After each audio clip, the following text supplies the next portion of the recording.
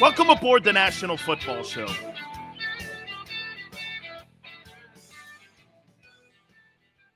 I want to make sure that I tell you guys usually what I like to do each and every single day here, Monday through Friday, 4 to 6. I like to inspire people and have really great topics and have a lot of fun. It's kind of what we do here. You know, we go back and forth. We have a boatload of fun. I tell you to hit the like button. Xander and I go back and forth. But I posted something on my Twitter page at Dan Sileo Show. I've been covering race, religion, and politics for 30 years. This is nothing new to me. And sports. That's why people will take 5% of what I say and at times label me a racist because they only hear what they want to hear. That's the danger when you do a show like I do. This is what's led me to you. You ever wonder why I'm not doing afternoon drive on WIP or WFAN? It's because I'm on that line all the time. And I see topics, if they are race, religion, and politics, because that's what moves the needle. Take a look at what goes on with CNN. And by the way, with CNN, I would believe a fortune cookie before I would believe CNN and anything that they report. They go after Joe Rogan because Joe Rogan kind of does what I do. We have conversations here. This is what I've always done. And by the way, just so you guys know, I want you to know something here. I enjoy every single day with you guys. Thank you. It's been a real epiphany for me to be here with you. So I don't want to make it seem that, hey, I'm here. That's not what I meant.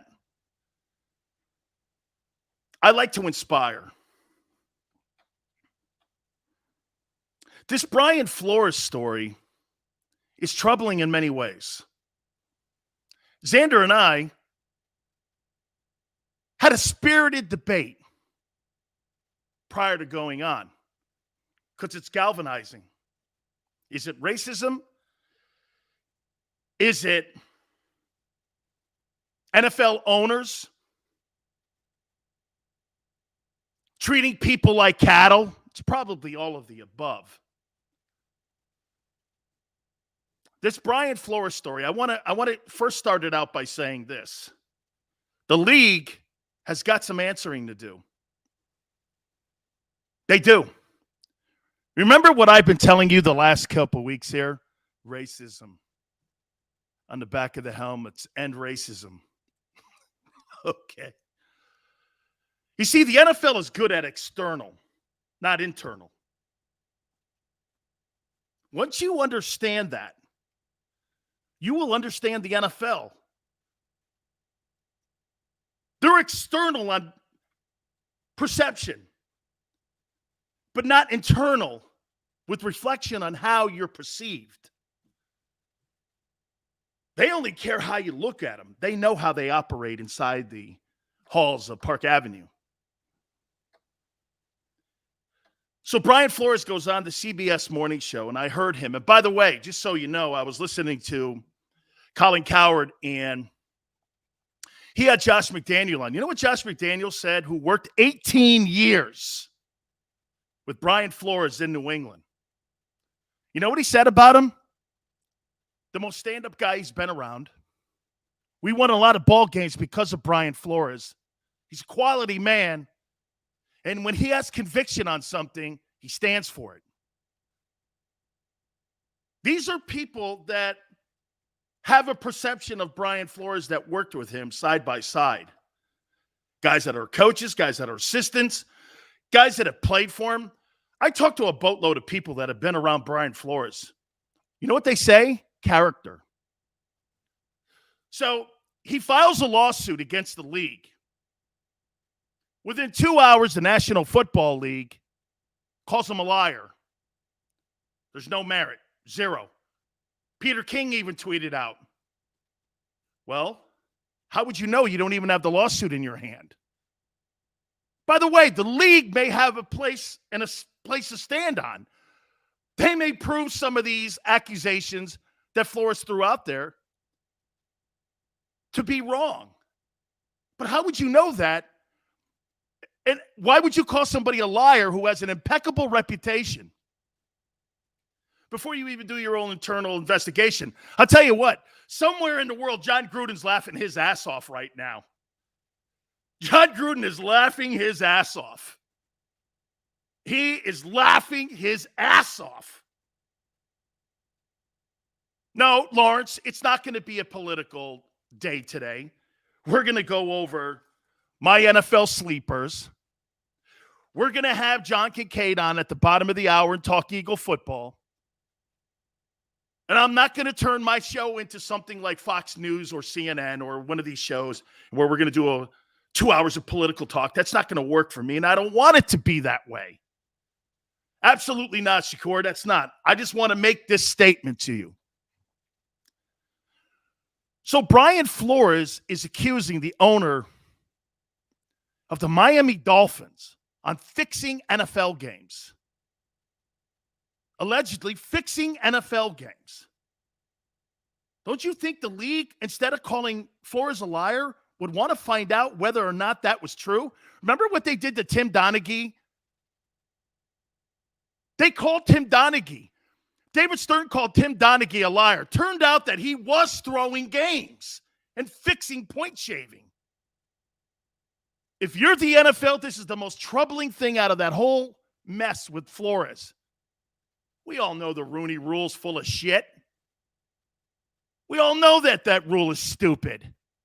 Well, let me interview a black guy so I can hire my guy. Come on, man. Okay, we know that you're telling me something we already know. And do the Giants have a right to hire Brian Dable? They sure do. And if they have to go down the system that the NFL has implemented with the Rooney rule, they should abolish the Rooney rule. Because it does insult black assistant coaches. It does. It's a stupid rule.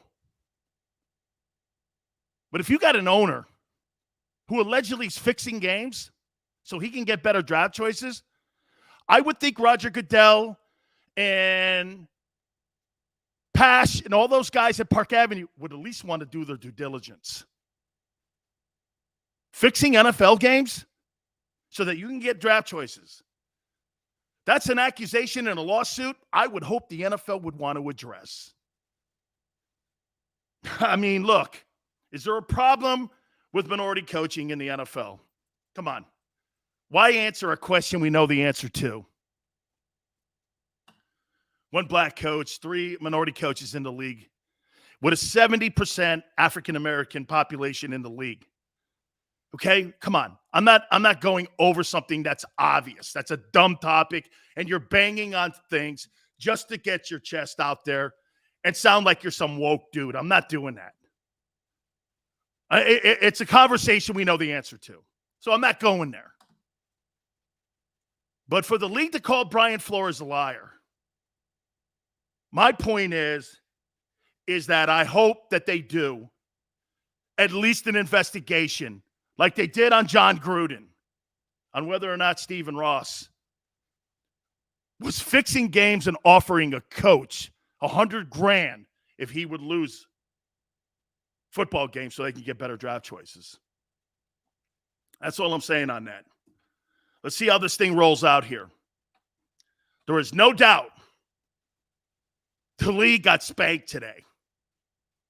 Let's see what ends up coming out. My side, I get to it. I stand with Brian Flores, just so you know, because I know people who know him, have played for him, say he's an impeccable human being. I'm going to stand by my friends. All right. So the word going around the front offices of the Philadelphia Eagles is that Howie Roseman is not 100% on anything. What was it? Brandon Graham came out, was asked a question about Jalen Hurts, and he basically answered it and said this: hey, man, Howie's not 100% on anything. You know, at first you're like, of course he's not 100% on Jalen Hurts. But then again, isn't that what a general manager should always be?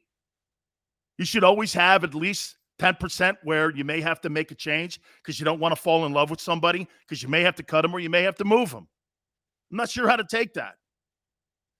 But as we talked about yesterday, with one of the most important draft choices that you could possibly have with these 3 picks that you're going to go out and throw out there when it comes to your first-round draft choices, you've got a scenario here where this is the most important draft, as I've been saying, in Philadelphia Eagle history, or at least in the Super Bowl era. By the way, guys, do me a favor. Please hit the like button. And again, like I said, I'm not going to sit around here and talk politics with you. I know everybody on the planet. You know what happens? They get sick and tired of having politics put in their soup. You know, no one wants to eat that shit. I surely don't. I don't want to mix that into things that we have a passion about, which could divide us all here. Racism is ugly. Separatism is worse. Put a guy here because of race, skin, politics, religion, all that. That's not what we do here. We debate football. We debate draft choices. We debate winning and losing because there's a scoreboard for us here. People move the scoreboards in life on us.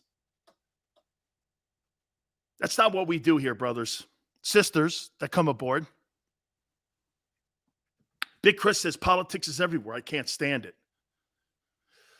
It's troubling, and it's killed the NBA, and I think it's killing Major League Baseball.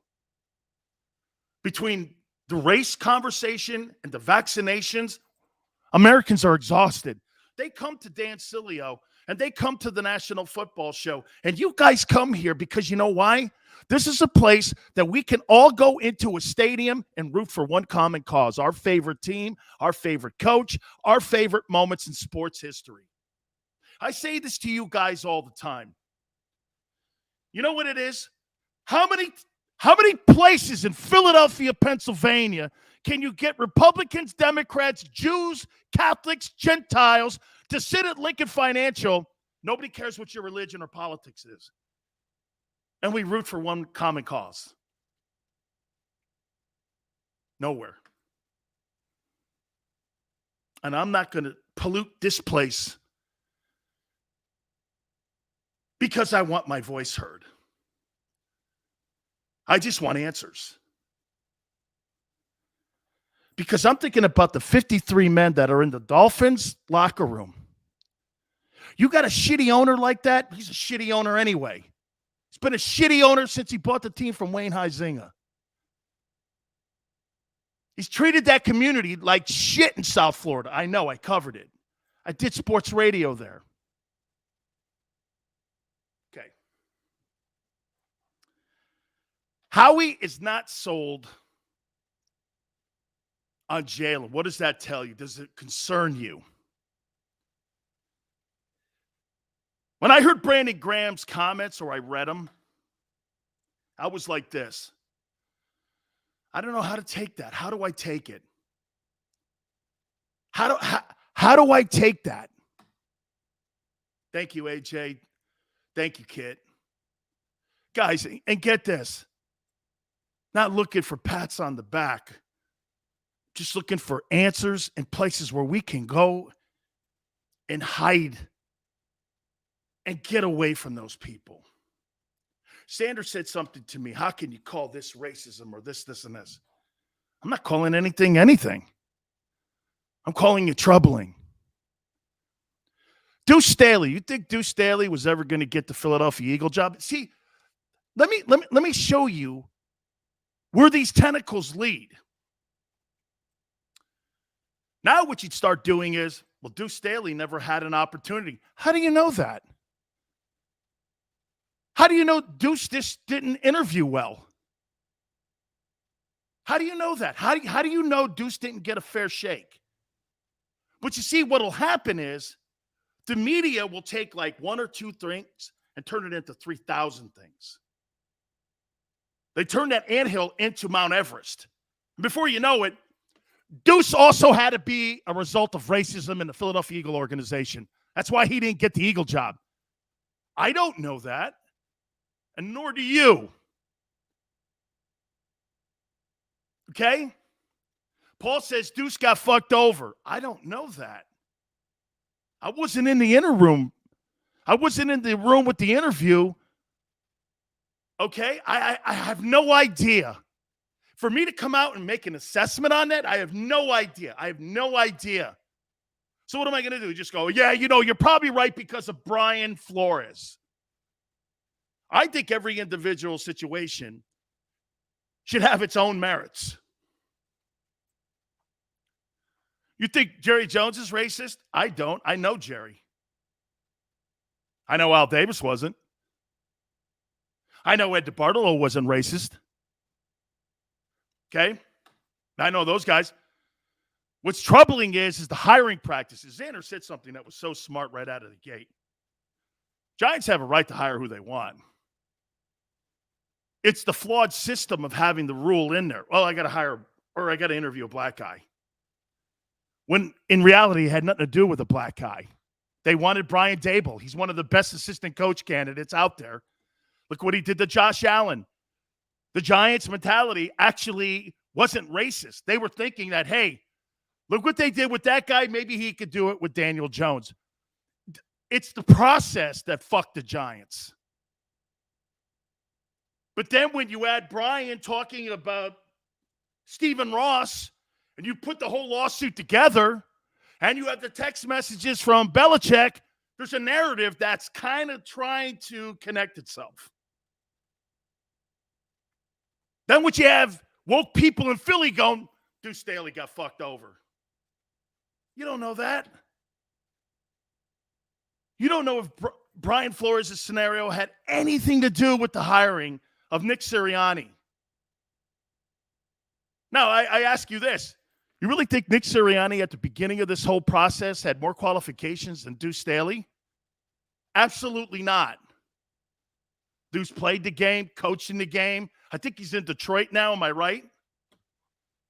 Think he's in Detroit? Guys, I'm just telling you. There's no doubt. I just want answers. I had somebody say something to me about Deuce Staley, and I'm like, well, I don't know that. I have no idea. Brian Flores, if he turns out to be right, will have done more for black head coaches than anybody in history, if he turns out to be right.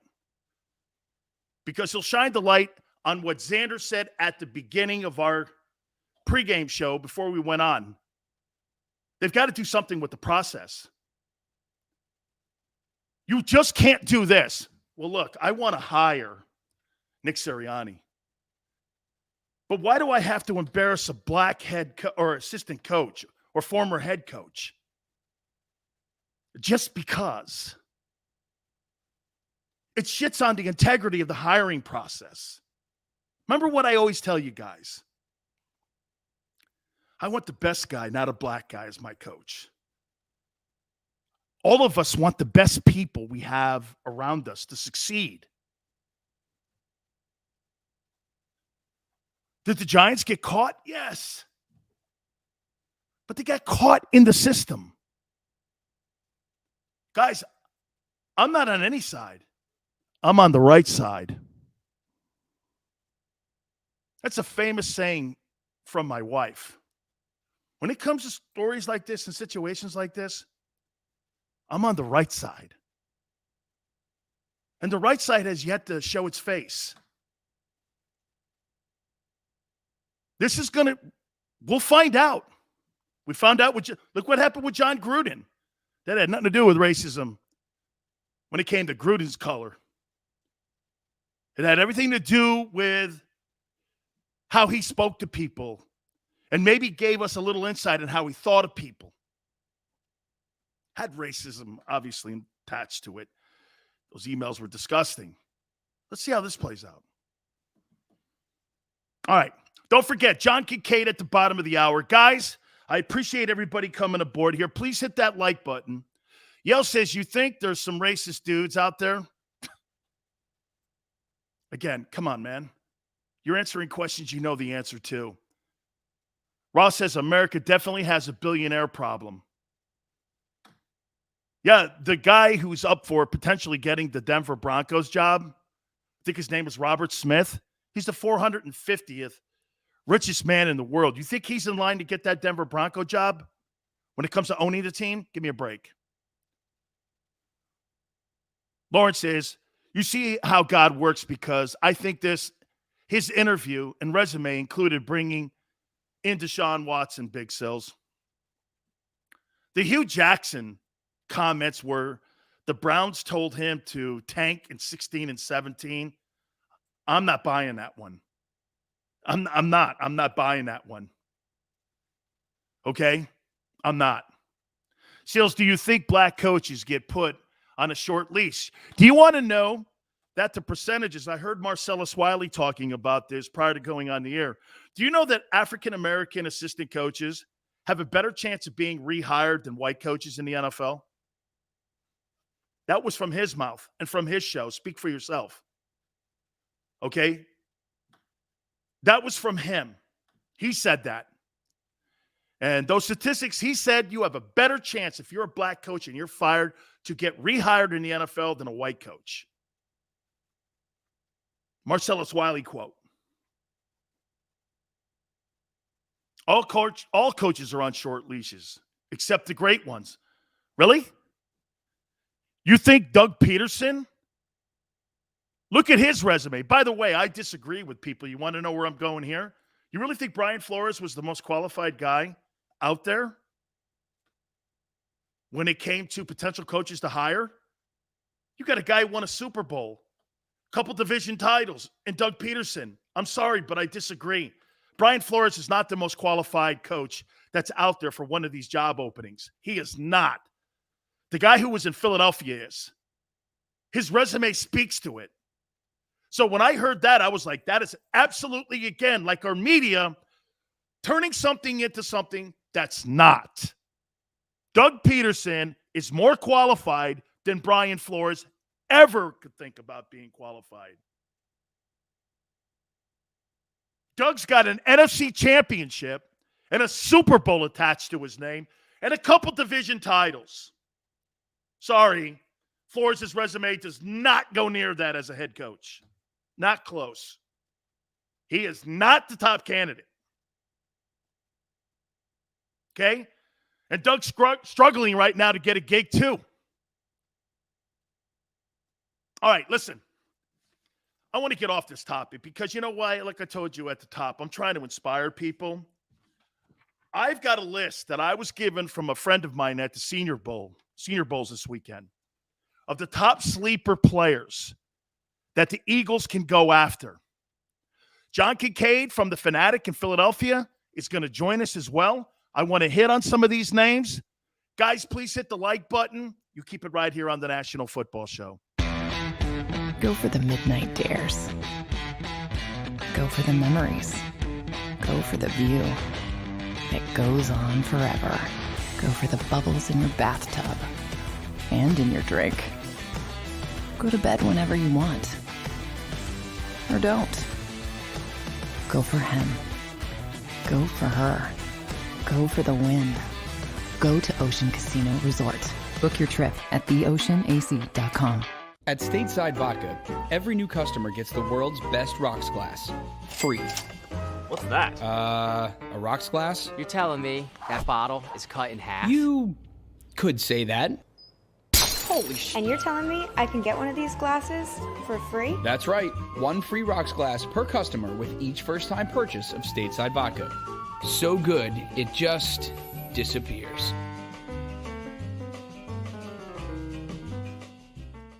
You know you like being right. That's why you should enroll in an Independence Blue Cross plan.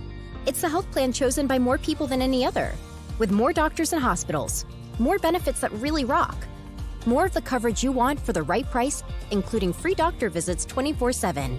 It's a choice you can feel good about, because when you're right, you're right. And when you've got Independence Blue Cross, you're right where you need to be. Call 1-844-200-2583 today to get an Independence Blue Cross plan.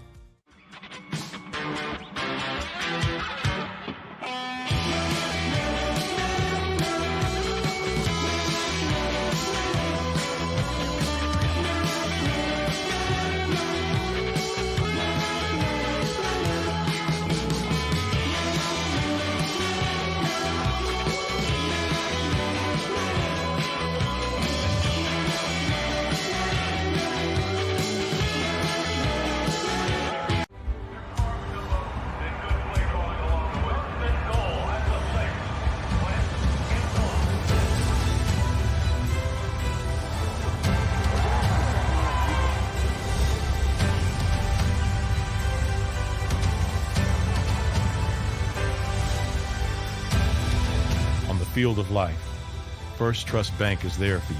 Champions on 3. 1, 2, 3. Because Philadelphia dreams deserve a Philadelphia bank.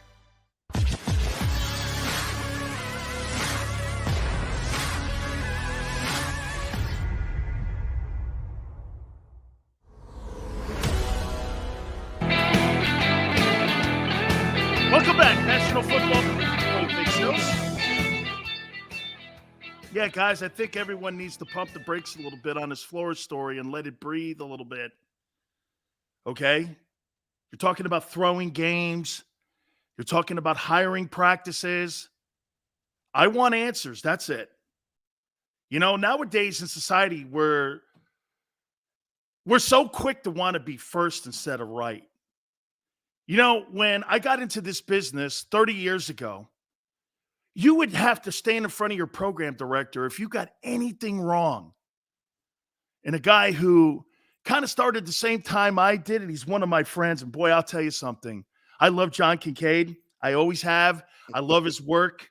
He was a friend of mine. We had one of the best times in the world in Atlanta, and it was just wonderful. And to see that he's now the morning drive host on the Fanatic in Philadelphia. I know he did work prior to getting down to Atlanta, working around the Philadelphia Flyers. It's great to see you, John. Thank you so much for taking time. I know you live like a vampire because I did morning drive for like 30 years, and it's tough to be able to stay awake, but thank you for doing this, brother. Dan, I got a problem with you before we start. Tell me. Why the hell did you not warn me when I took a morning drive job after doing afternoons my entire career? You live like a vampire. Where the hell was your guidance? Where were you looking out for me? Talk about wanting answers. I wanted answers then. You didn't pick up the phone. You didn't warn me. Dude. Seriously. I go to bed at 9. I used to go to bed at 9 o'clock like I was 10 years old. Like for 20 some odd years. Are you enjoying doing the mornings? Because you did afternoons forever. Dan, what I got to tell you is I'm enjoying being in Philadelphia. Great. I'm enjoying being home. Even though I'm like right now, I'm out on my cousin's back porch. We're getting ready to get down to the Sixers game. There's around 5 inches of snow on the ground that hasn't melted yet. It's a nice sort of balmy 38 degrees this afternoon in Philly. It's a lot different than living in Atlanta, but to be home is a great joy. To wake up every day and to talk about the Eagles, talk about the Sixers, talk about my hometown teams, reunite with people that I haven't seen since high school and college that I've been gone because I was 25 years in Atlanta. So, and the time was never right to come home. God bless it. It is a pleasure being home, but it's quite an adjustment. It really is. It's quite an adjustment. And doing mornings, screw you, Sileo. You could have told me. I could have asked for an extra 25 grand or something. Seriously, between you, Tony Bruno, and everybody else, where the hell were you when I needed you? Wait till that second contract. Wait, that's all I say. Wait till the second contract. You tell Joe Bell, man, I want wake up money. I know we have a friend in common in Joe Bell. He'd want me to say hello. Absolutely. I got to start out with the Eagles. You mentioned them. Are you a believer in Jalen Hurts? I'm a believer in Jalen Hurts, the person. I am not a believer that Jalen Hurts is a guy who can get me to be playing a game in 10 days. So no, I don't believe the arm's there, Dan. And that's the thing, is that everything that I love about Jalen Hurts, the intangibles, when you lead with the intangibles on somebody, to me, they're probably not ready to hold that job. And when someone talks about, when I hear somebody say, well, what about this guy for this job in this market, or someone, do you know him? If I have to lead with, he's a really nice guy or something, the intangibles, he's really good with people. Is he really good on the freaking radio? Does he have an arm? Is he able to hit open receivers in space or in tight circles? I don't believe that Jalen Hurts is that guy. I've seen 22 or 23 starts. I think I've seen enough to know that the arm is not there. And I don't believe that the arm in your mid-20s is what's going to improve. I think you've got that arm, but everything else about Jalen Hurts I love. But I believe if the Eagles want to take it to the next level, they're going to have to go there with another quarterback. John, and what changed my opinion, and you're dead on, if you have to say this, we can win with him, that means you don't have the right guy. And I'll tell you, what changed it for me was Don't tell me you have to have a Super Bowl roster around Jalen Hurts to win a Super Bowl, because I'm watching a dude in 10 days and Joe Burrow take the shittiest offensive line to that game. It's terrible. I know he's got great skilled weapons, but that O-line, he was sacked 9 times by the Titans. So when I watch the guys like Josh Allen and Patrick Mahomes and Derek Carr, it just makes me go, look, I say that about Dak Prescott now too. That guy's not going to lead that football team to a Super Bowl. You have to have one of those guys. Are you a big proponent, or are you a fan of doing this? If everything comes out, and I say this about Deshaun Watson, John, he was on the active roster the entire year. He was paid. He was not suspended. Sure. These are not any – where's the district attorney in Houston? If this guy's got 22 alleged sexual assaults, he would be a menace to society. If it's okay with the league, the Texans, do you push your chips in and say, if you're Howie Roseman, I'm going to push everything I can in to try to get Deshaun Watson? Dan, what I can tell you is the Philadelphia Eagles brag often about being the organization that is very forward thinking. They're very modern, and they have 6 female executives, more than any team in the NFL.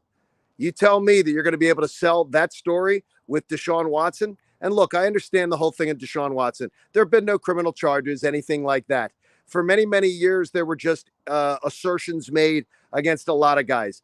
I consider his behavior to be, at the very least, something that I don't want to have to discuss and I don't want to have to answer for as an organization. So though he is extremely talented, I don't know that unless every single thing was remediated, that I would even be able to consider Deshaun Watson. But I believe the price is dropping, because when you hear that the Giants come out and say, we're not interested in him, there's a desperate man in Carolina in Matt Rule who might want to push his chips in the center of the table, because he was almost fired after year 2.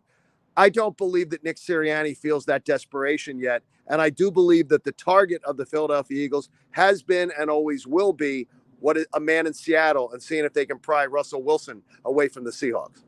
Let's do this then. Howie Roseman will have 3 number 1 draft choices, 11 total picks, not counting the compensation picks that will come in here. They may trade Fletcher Cox to someone to get another big first rounder, absorb some of the money, kind of like they did with Carson Wentz. Are you a believer that he can build this football team? Because I say this to you, John, look at what Brady did. He calls it a career. Look at the NFC. Let's just say, hypothetically, Aaron Rodgers goes to Denver. It's wide open. You have Matt Stafford, Dak Prescott. You have a chance to build this football team, this Eagle team, into being something pretty special here with all these picks and $30 million under the cap. Do you trust Howie to get this team and keep it on the rails going in the right direction to be a Super Bowl contender? Well, I know that, a Super Bowl contender, I've seen Howie Roseman do that enough that I absolutely believe he can do that. There's no question in my mind he can have them into that. Is he going to want to make, I'm really anxious with the bold move. He's got 3 number 1 picks. Dan, I'm here to tell you, there is no way in my mind that he is going to use 3 number 1 picks this year. I think he's going to use 2 of them. I think he's going to flip one so he has 2 number 1 picks next year. So I think he's going to find a team that's thirsty for one of those picks and maybe use it to trade back, maybe pick up a second this year and a first next year from somebody, because he's always looking to gain that draft capital. He just isn't as good at certain positions drafting. If you tell me that the Eagles are going to find offensive linemen, I totally believe in Howie Roseman. I absolutely believe it. If you tell me he has to find a wide receiver, he found Devontae Smith, but that was that's one of the earliest picks in the draft. When you get into those teens and late teens and 20s, which is where the Eagles were drafting, he kept missing on the first rounders many times, and then he was hitting on third rounders and fourth rounders. I mean, it's interesting. I'm a believer in Howie in some ways. He is a master at the cap. He may be the best. He may be the best guy in the NFL at managing a salary cap. So he gets too disrespected in my hometown. I will tell you that. I'm not a Howie detractor, but when it comes to wondering if he's going to be able to build a team through the draft, I have distinct questions. If he needs a little bit. My man Les Snead with the Rams. Les was an intern with the Falcons when I started my radio show back in 2000. He was interning with the Falcons, and I watched him grow up through that organization. I'm so proud of Les and watching him, what he's doing. But when they were moving to LA, Stan Kroenke literally, I'm sure, said, hey, we need star quality. We need you to, we need to get people into the seats, and we need to find ways to do it. They didn't do a great job at the other night, by the way. So they went all in on building the roster and supplementing it with known commodities. I wouldn't put that past Howie Roseman. Trying to put together a team that's sort of more built of veterans and using some of that draft capital to go and do things like that. But I can't wait for the draft. We're going to Vegas for it. We're bringing the show out there, and we'll do the show at 3 a.m. from Las Vegas. And we had a blast going out there this year when the Eagles played the Raiders. And at that point, they were 2-5, Dan, and they were in the crapper. They turned the season around, made the postseason. I can't wait to see what happens next year. Absolutely.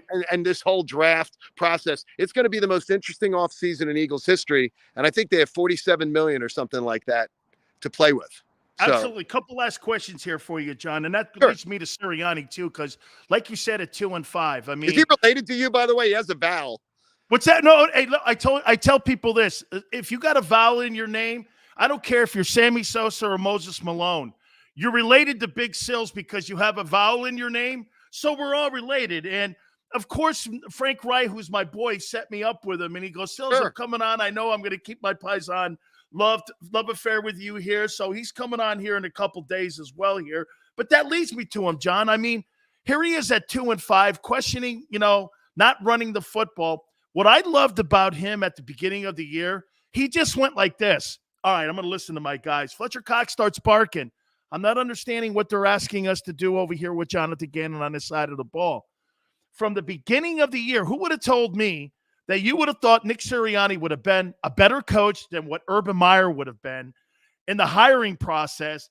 And look what happened to him. But by the end of the year, gets the team into the postseason and really changed the fortunes of the team around. One of the better teams in the second half of the season. How do you see Nick? Dan, I'm going to give you the biggest compliment that I can give Nick Sirianni is the fact that when he comes in that building and nobody the hell knows his name around the city of Philadelphia, everybody go to Google, when you found out he was one of the finalists, is for him to have gotten that many grown men, veterans, Super Bowl champions to coalesce behind him, support him, understand him, and believe in him.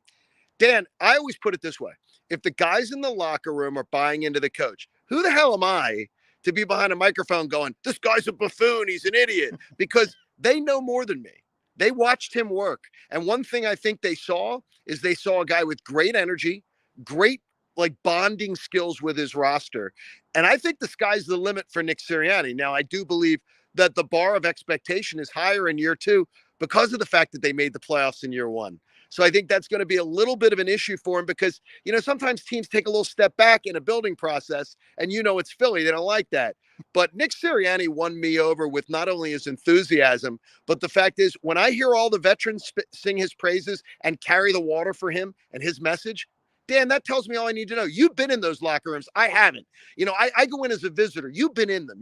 And when what a young guy with really not a ton of a reputation gets the veterans all behind him, like Zach Ertz and Fletcher Cox and Brandon Graham, that's all I need to know. That's good enough for me to believe in what's got going on. Absolutely. Okay, so you're heading down to Wells Fargo to see the Sixers. All right, let me throw this at you here in closing here. Ben Simmons, okay?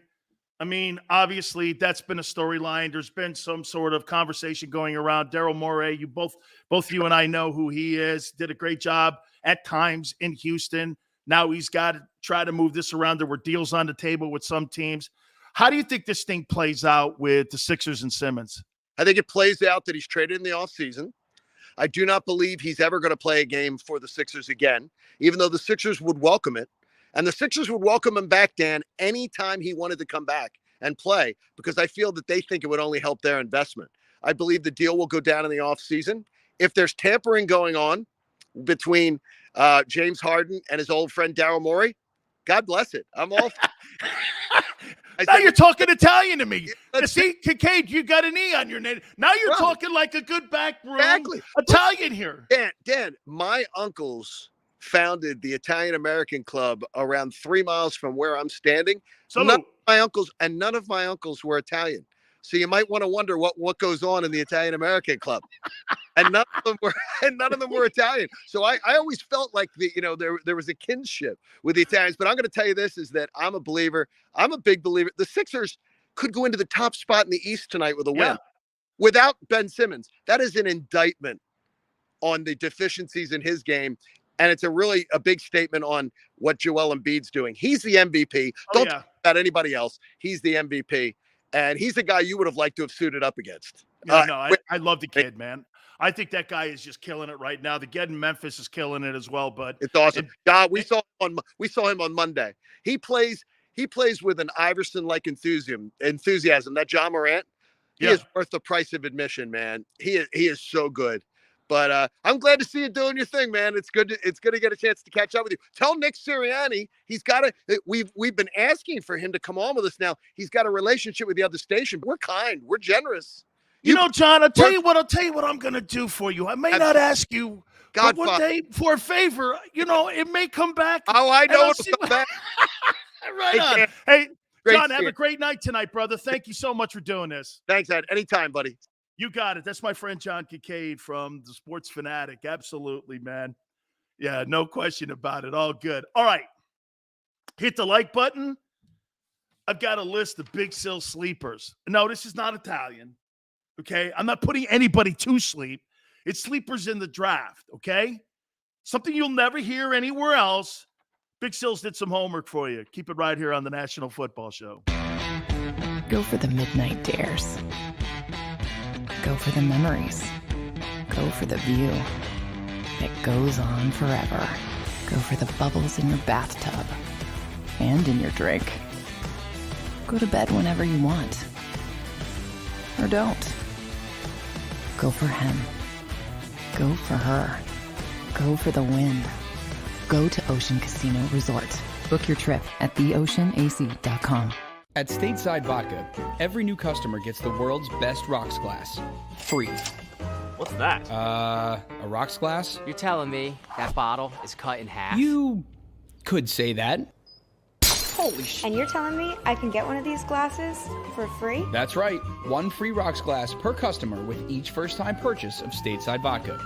So good, it just disappears.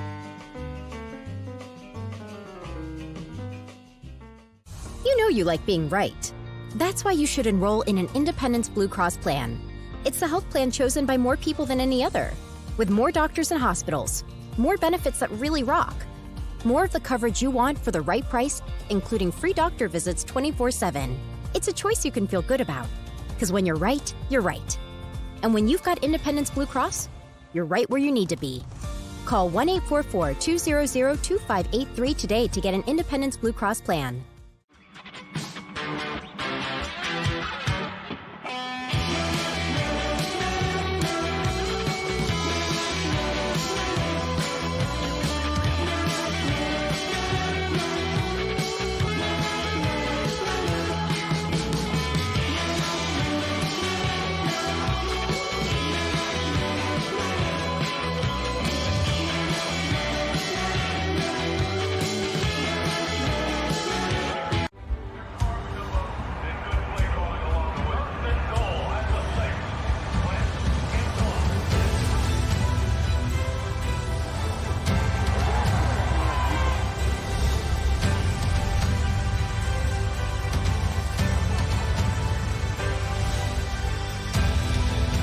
Field of life, First Trust Bank is there for you.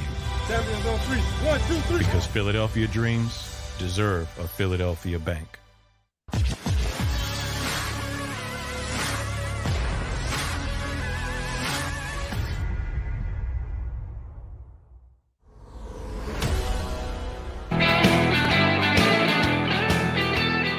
Welcome back. National Football Show. Your boy Dan Sileo. Dan likes Jimmy G. I do. You know why? I like 36 and 16. That's why, Sydney. Matt Corral. Oh, my God. NZ Philly, there's been zero talk about rounds 2 and onwards. Of course, because you know why? No one does their homework. Wait, East Camden. I can't get Joy on every day. Guys, you guys are pathetic. By the way, Joy had a great time. She said she'll come on anytime we want. So it's all good. By the way, please hit the like button. You guys are sensational. Hey, before I get into the match. Oh, and for the record, if you guys thought you were going to get racist talk here today, you got the wrong show. I don't need to make a living out of making bullshit up. That's not what I do. I don't do layup topics like that. What do you think? NFL's racist or not? React. What do you think? On some sort of shitty Philly show? Well, it's racism. Really, duh. Do you think I need to do that bullshit kind of layup shows? It's pathetic. All those shows are pathetic right now, hammering on Brian Flores, and we're talking about things we already know. Ugh. Unbelievable. Oh, Joy was awesome. Thank you, Trevor. Hey, thank you. Tell me something I don't know, right? Thanks, Chris. Jimmy G's a paisan. Okay, Poppy, maybe, there's something to that. Hey, by the way, am I partial to paisans? Okay. Hurts is limited as a passer. Again, that's like talking and going like this. Hey, I'm going to give a fish credit for swimming. Really? Thanks, Easy. Rico says big sports shows are censored. Really? Yeah, hey, bottom line, ESPN, NFL is racist. Ugh. All right, let me get the hell out of that bullshit. So Brady retires yesterday, and the love affair was going on until this morning, and it'll probably go on all through the Super Bowl, right? My God, even I did it yesterday. Brady's the best to be in it. He's just, the NFL is not going to be the same. And oh my God, Tom Brady, oh my God. What's the league going to look like without him? I'm getting broken up. Wow, 2020 won't be the same. Okay, so let's take this further here. With all the tear-jerking that went on yesterday, if you're Aaron Rodgers, the most hated guy in the league, are you going like this? Yeah, I'm going to call it a career too. You think you're going to get that kind of love affair that Tom Brady got? They're all going to be going, good, fuck you, dude. Hey, fuck you. You think I'm giving you that love that I gave Tom Brady? Not happening, guy. You're a piece of shit as far as I'm concerned. Only Tom gets that, not you. Dude, if I'm Aaron Rodgers, I'm like this. I'm coming back no matter what, man. Yeah, I'm not doing this. Yeah, man. Man, Brady got all that love. You think I'm going to get that love? No. Jason says I got a career in the WWE. Already had it, dude. Sorry, Jace. Already had it. Actually, WCW. Okay? How come I'm not getting that love like Tom? Because you're a douche and everyone knows it. Well, wait. I thought everyone loved Aaron Rodgers. Well, you're the only guy. Your old teammates hate your ass. Okay? Thank you, Jace. Guys, hit the like button, please. Well, I don't know. Well, how come I'm not getting love? You're Aaron Rodgers, man. You ain't calling it shit, man. And by the way, if you're Ben Roethlisberger, you may want to call Pittsburgh up and go like this. I think I'm going to play one more year because I don't want to go into the Hall of Fame when Brady goes in. These two guys will be eligible to go in 2027. Everybody will be doing this. Here's Ben. Yeah, I'd like to thank everyone's like, I don't care. I'm waiting for the Brady speech. Get the fuck off the stage. Get off the stage. I don't care. Okay? Birdman. Hey, John. Okay? John, hey, so wait a minute. John brings the point up. let's get over to that point that John Kincaid was just on. John says there's a lot of women in the Eagle organization. Well, you don't think there's a lot of dog lovers in the Eagle organization? You brought in a murder of animals. You brought in a guy who choked animals to death, drowned them, electrocuted them. You don't think there's more animal lovers in that building? How did you compromise that? I'm an animal lover. That would have been a tough sell for me. You're going to electrocute dogs and drown them? Shoot them in the head? Train them to kill other dogs? I'm an animal lover, man. Hey, most people out there, man, they love their animals more than they like their people sometimes. How'd you get over on that one? So just because you got a bunch of chicks in the organization, you know what they're going to go to those ladies and say? Well, this guy will get you a $2.1 million bonus. Oh, well, I'll bring his ass in any day. I don't care. They're all engaged on winning too. Okay? Look, when you're in a professional sports organization, this bitch is about winning games. It's not about love affairs. It's not about character. We had a story today on the lack of character. So wait a minute. You think the Brian Flores story is isolated to just the Broncos, the Giants, and the Dolphins when it comes to treating people like shit or hiring people with low character or firing people with high character? You think they're isolated to just those three teams? I mean, man, come on now. You can't be that naive. You can't be. So just because there's women, I don't care if you got people that are paraplegic in your organization. What's that got to do with anything? Other than the fact that you're an equal opportunity employer. Great. League needs more women in it. You don't think those women know how the league runs? Ask Amy Trask. We've had her on. Lou says, I don't know, Dan. This is an era of participation trophy winners. Not gained to what you compare it to dogs and Watson's victims. There ain't no victims yet, Lou. Lou, again, that's fake news. What victims? You must, hey, Lou, you must have more information than I do. I haven't seen a victim yet. Okay? It's about winning, baby. GW.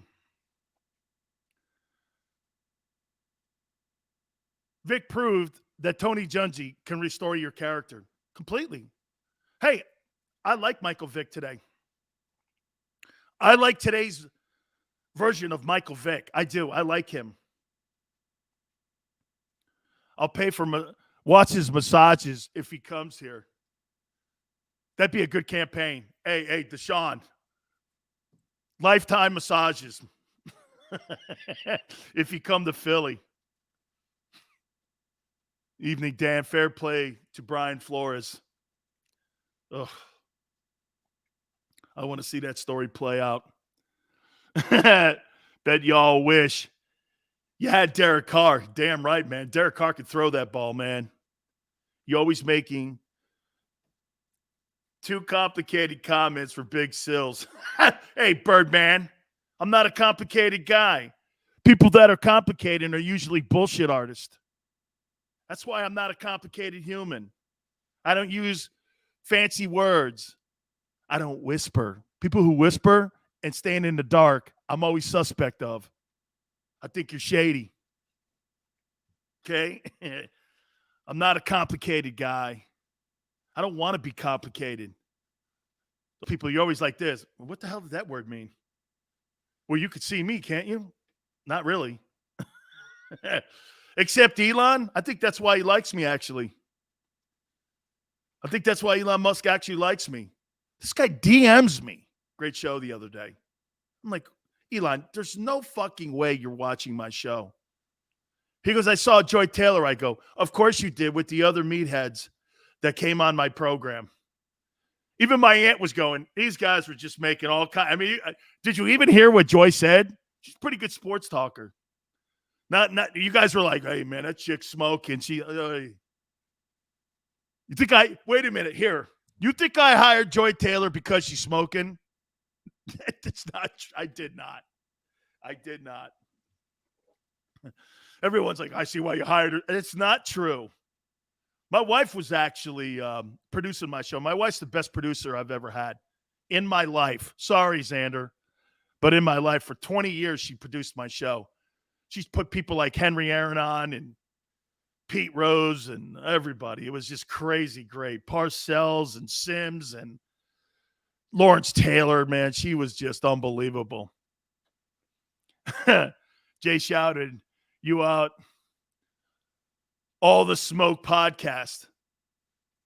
Who's Jay? Oh, Joy did. Oh, yay, Joy. I can't read. Sorry, dude. Xander just called me a dumbass. So, listen to this. So the last two, this is what Big Sills does here.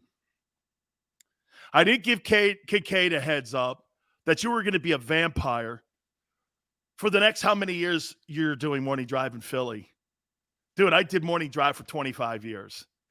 And I just got over how I used to go to sleep. I used to get up at 3:30 every day, 3 o'clock sometimes, get in there for 6 o'clock show, do all the prepping, be in bed by 9 o'clock, like I was 10 years old.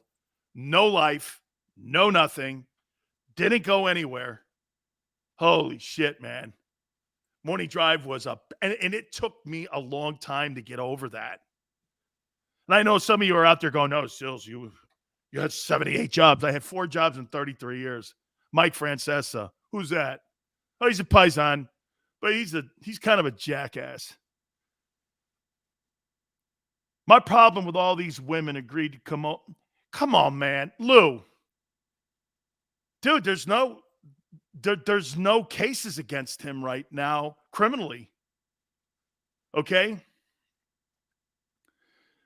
Chris, I need a call-in segment. Bro, man, that's going to be our next adventure.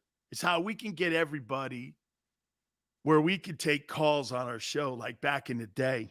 Because I'd like to hear some of your asses' voices. Big Sills. Wait a minute. Here, who am I? Wait a minute. I could just see Chris. You must sound like Jody.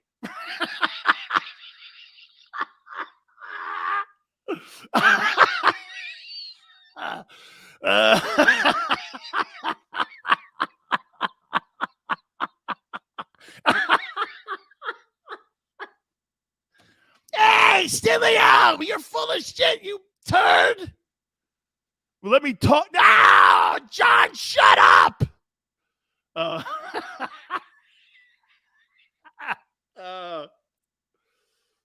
We're all teammates here, man. It's all good. Hey, Rico. So I went to go. Hey, Rico, real quick. Wait a minute here. Check this out. So I went to go play for Tom Landry and the Cowboys, right? Who's Jody? Classic. So check this out. Hey, so I went to go play for Tom Landry. My grandfather was the biggest fan. Here's Landry. Here's Coach Landry. Coach Landry had the hat on, walking around. Stoic. By the way, one of the greatest dudes I ever knew and ever met. All of a sudden, he gets to the mic. Yeah. You know, the Cowboys are really going to My grandfather goes, hold on for a second. That guy's got a voice like that? Big tough guy like that's got a squeaky voice like that? No way. I said, Gramp, he's really a great coach and a good dude.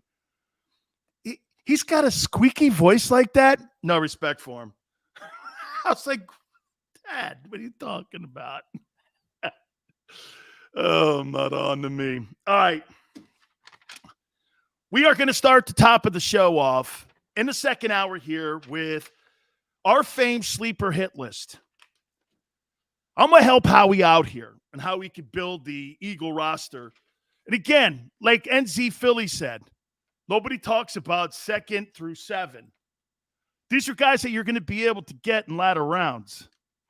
I got them for you here. We'll do that. Hit the like button. Keep it right here on the National Football Show. Go for the midnight dares. Go for the memories. Go for the view that goes on forever. Go for the bubbles in your bathtub and in your drink. Go to bed whenever you want. Or don't. Go for him. Go for her. Go for the win. Go to Ocean Casino Resort. Book your trip at theoceanac.com. At Stateside Vodka, every new customer gets the world's best rocks glass. Free. What's that? A rocks glass? You're telling me that bottle is cut in half? You could say that. Holy sh! And you're telling me I can get one of these glasses for free? That's right. One free rocks glass per customer with each first-time purchase of Stateside Vodka. So good, it just disappears.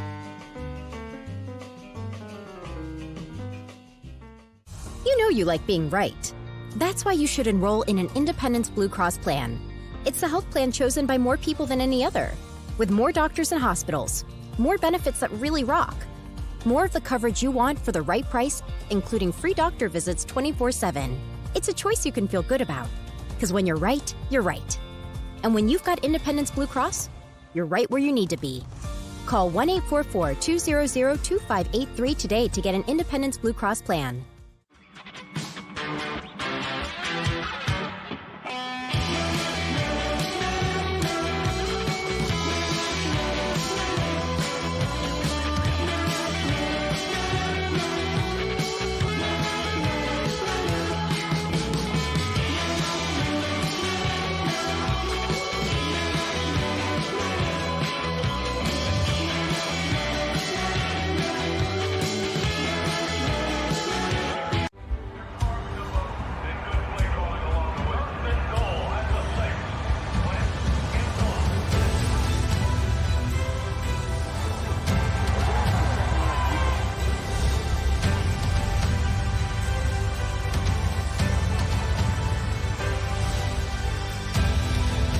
Field of life, First Trust Bank is there for you. Champions on 3. 1, 2, 3. Because Philadelphia dreams deserve a Philadelphia bank.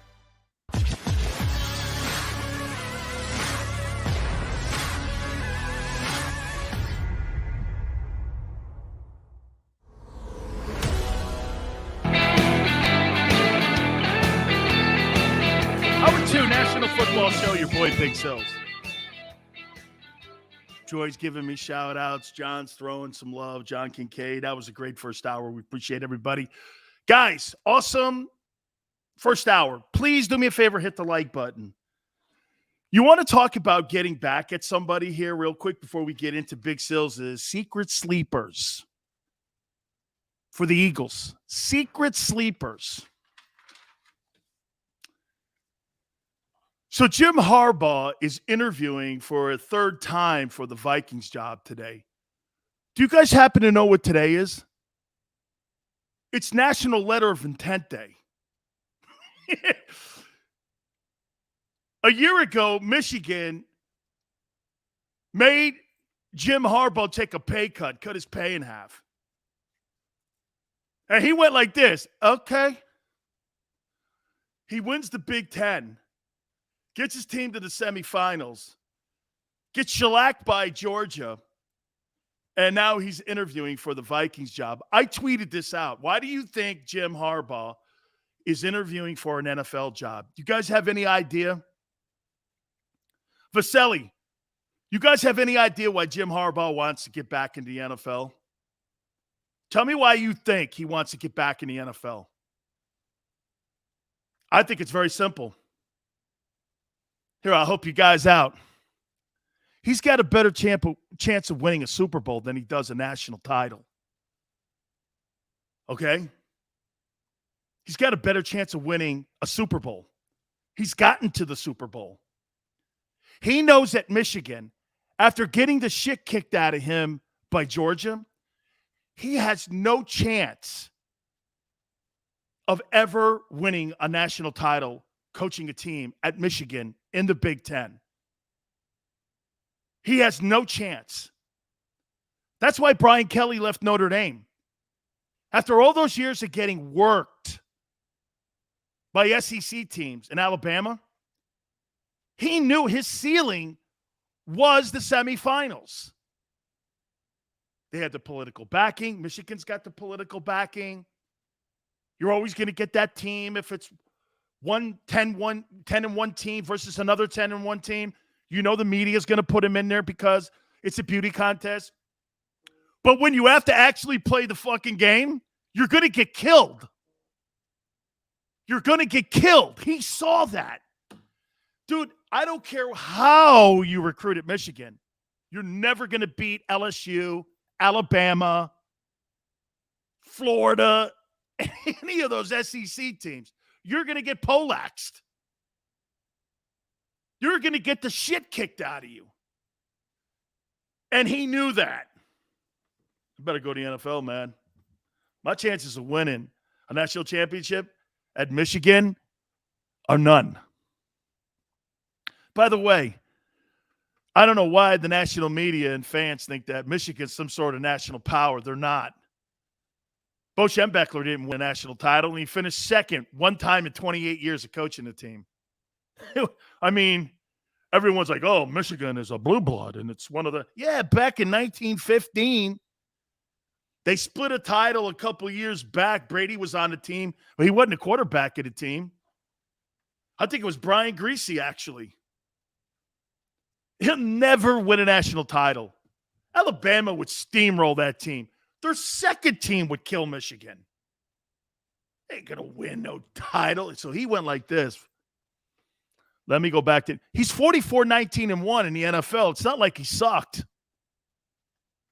Okay? Drew Hansen was the quarter. Okay, whoever it was. I don't really follow Michigan football. I was recruited by him. Yeah, they saw my transcripts and they went, I don't know. I went, I doubt it. I posted my letter of intent on my Twitter page at Dan Sileo Show. I had 2 letters of intent that I posted. Oklahoma and Michigan recruited me, and I posted both of them at Dan Sileo Show. Yeah, I got something in common with Tom Brady. 2 things now. Ready? Okay, he's a Buccaneer alum. I'm a Buccaneer alum.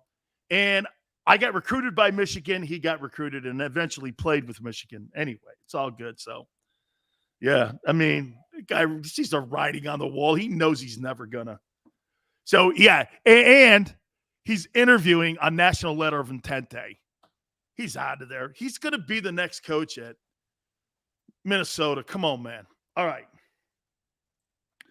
So let's do this.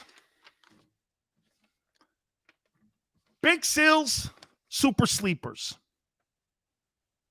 I've got about 11 guys that my friends at the Senior Bowl are telling me to keep an eye on in latter rounds. These are going to be some guys that are going to get an opportunity, probably 3 down, round 3 through 7.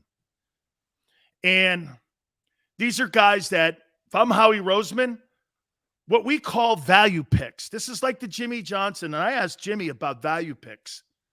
He said, anytime you can get a player with great skill sets and tests great and his film is good and he's got a high grade on him and you can get him in a latter round, that's a value pick. Okay? I'm going to start it out, kind of go through positions. I haven't put them in order yet. Here we go. People that Howie Roseman should take a look at. Now, I asked you guys this question. Let me ask you guys this. Do you believe the Philadelphia Eagles will draft a quarterback in this upcoming NFL draft? What round would that be in? What round do you think the Eagles will draft a quarterback in? Where would Howie take?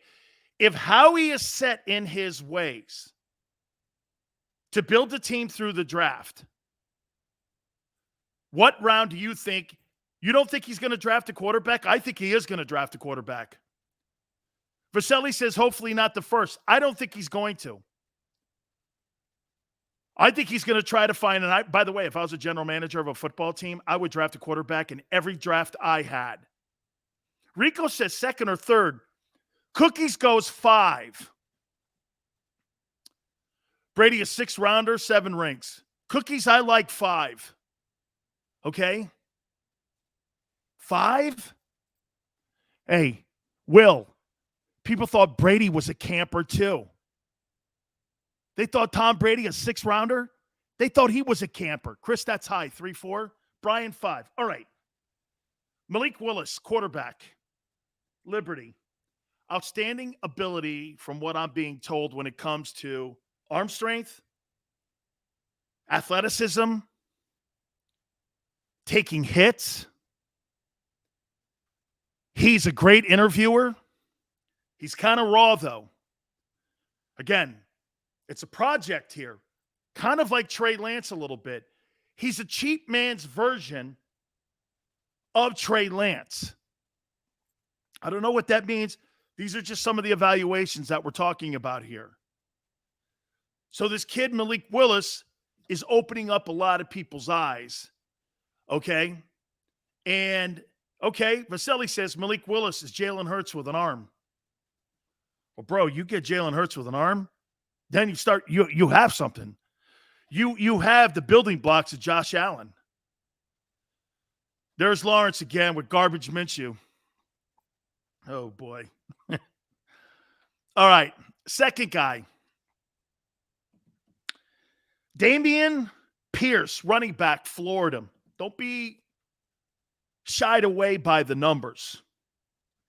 Okay, about 574 yards rushing on 100 carries, which roughly comes out to around 5.7 a carry. This guy's almost averaging 6 yards a carry. And the way Dan Mullen used him in that offense just didn't make any sense. He's a very skillful guy. Thanks, Lawrence. He's a very skilled guy, and he's one of the kind of backs that you want today that's versatile in catching the ball out of the backfield, can block. He's great on blitz pickups. This is the key to this guy here, Pierce. He's smart. He knows blitz pickups. It's why he played a lot. They didn't give him the ball, but he was always in there. And that's a key for me. Running backs, one of the reasons that they don't play, it's not because they don't see the hole. It's because they can't pick up blitz coverages. This kid's pretty smart at it. Matt Corral. I'd rather eat at the OK Corral or the Crackle Barrel or whatever the thing is.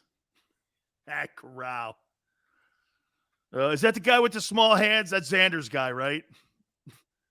Like Trump, small hands. What's that guy? Kenny Pickett? Yeah, Kenny Pickett. Kenny Pickett. Small hands Pickett. You know what they say if you have small hands, everything looks big in your hand. How you doing? Got to keep it a family show. Got to keep it a family show. All right, let me move on here.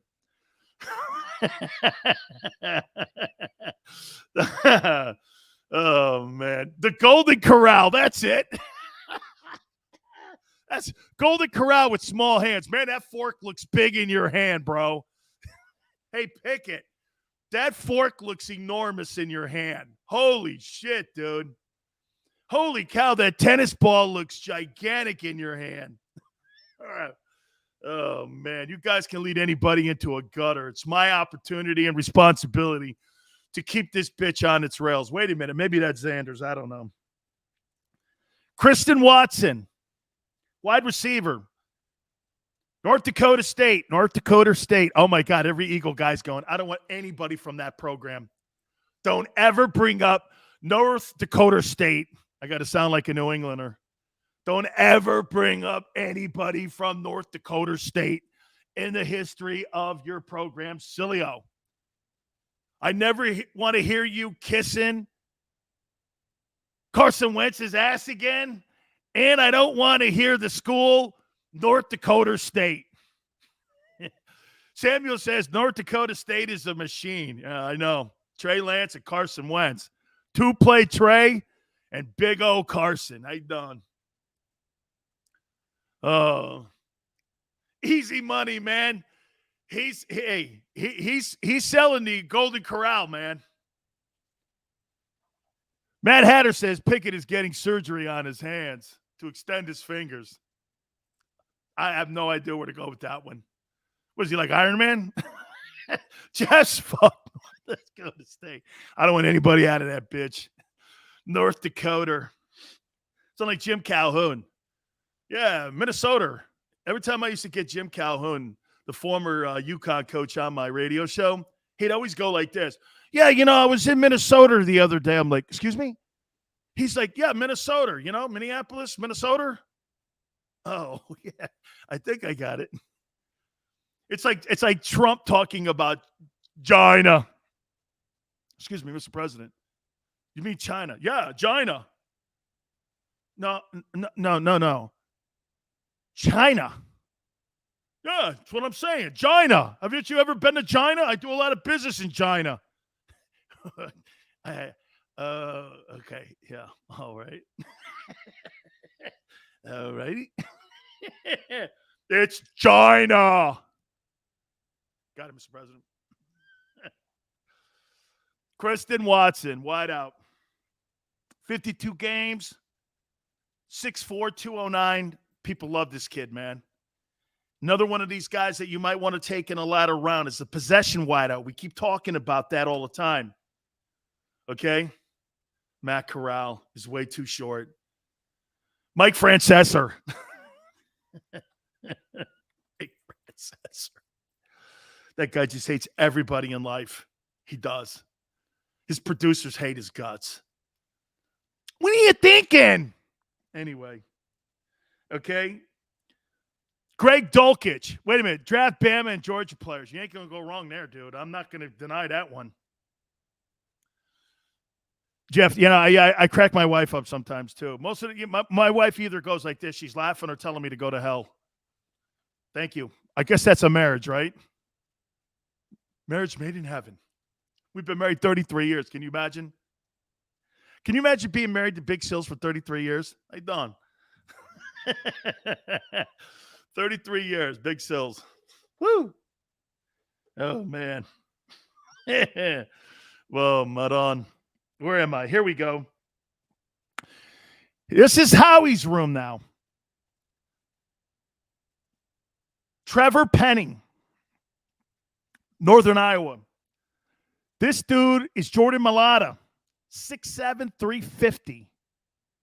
He is a sleeper. I think he's going to get into the first round when he gets to Indianapolis. But right now, this kid from Northern Iowa is going to skyrocket up the draft boards. He is a fucking beast. And he's a player. He's a player, man. I think he's going to end up getting up there in the draft, maybe first or second round. But that's somebody to take a look at. This kid from Northern Iowa.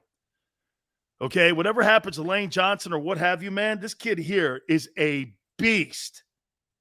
Max Mitchell is the sleeper guy in this offensive tackle crew here. It's from Louisiana. Athletic tackle, another big kid, can move. They like that in Philadelphia, guys that can get out in the perimeter and get up the field on the second level. This kid, Max Mitchell, could be somebody that they look at him. Steve says Big Sills wants us to trade for Baker Mayfield. Baker Mayfield. Baker Mayfield is a cheerleader with pom-poms. Okay? Steve, he's a cheerleader. Here's my impression of Baker Mayfield. Ready? Yeah, I know my shoulder was injured. Oh, by the way, I guess Jalen went under the knife today. I'll get to that in a second here. Yes, and I know that I have to play better. I know that my teammates are expecting me to play better. I know I owe the fans of Cleveland. I'm going to get on social media for a little bit. And who the fuck are you talking to? I mean, you talk like you need a straitjacket. I know that I have to be better.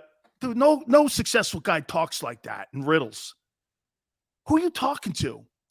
People with confidence don't go out there and go, well, I sucked this year. I didn't have a very good year. My teammates hate my guts. And I whimpered about all my injuries. He didn't cry about them. He whimpered. My shoulder's injured, and, it's kind of, why are you playing? Well, my shoulder, Yeah, I'm ready to play. Hold on, watch this. I'm ready to play. Well, how's your shoulder? It's great. Then why are you in a sling? Oh, yeah, well, it's nothing. It's just playing the game because you have to be a tough guy. Oh, a self-proclaimed tough guy. Anybody who promotes being a self-proclaimed tough guy is usually a wimp. Here he is. This guy was such a whimpering guy. I was like, I hate that guy. I do. I hate how he handles himself. Shut the fuck up. Go play. Nobody cares about all your injuries, dude. Look at Jalen Hurts. Jalen Hurts is getting surgery. And he's going to be ready for like the offseason conditioning. I didn't hear him crying about nothing. Again, part of the reason we love the kid. We love the guy. Yeah, I know I got to play better. Really? What gave that away? Your underwater record this year and your shit performances all season? Really, what gave that away? Oh, I know, the obvious. Dank's like, hey, no, Dank, I got it. Leave my boy Baker alone. He can't handle criticism. Him and Carson are pen pals. Oh, not a shocker. Hey, Carson, are they treating you like shit in Indy? Yeah, like Philly. Well, how are they treating you in Cleveland? Well, they're saying bad things about me too. So these two guys go back and forth on a group text with all the whiners. Yeah, they treat me like shit too. I'm collecting my $18 million and, must be a real tough crew in Indy. That tough fan base. I get Cleveland. That overly excited Colts crowd. Hey, Birdman. Whoa. See what Birdman just says? I love when Sil's making stories to himself. Hoss, for 33 years, I sat in a room that was padded. Okay? Padded. No windows. The only thing I didn't have on was a straitjacket. What the hell do you think I was doing? I was in a psychiatric ward for 33 years. Yeah. I'm in a psychiatric ward. There's no windows in here. Holy shit. Where's the door? Is there a door? Help me out. Where's my producer? There he is. Only difference here is my producer talks shit to me. It's all good. Did I have a nurse? Yeah, Nurse Ratchet.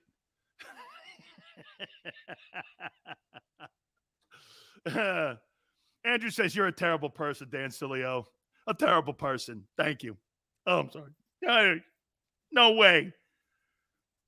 People in Philly me? What do you think? I'm Josh Innes? That bugs me. How dare you call me that? What do you know?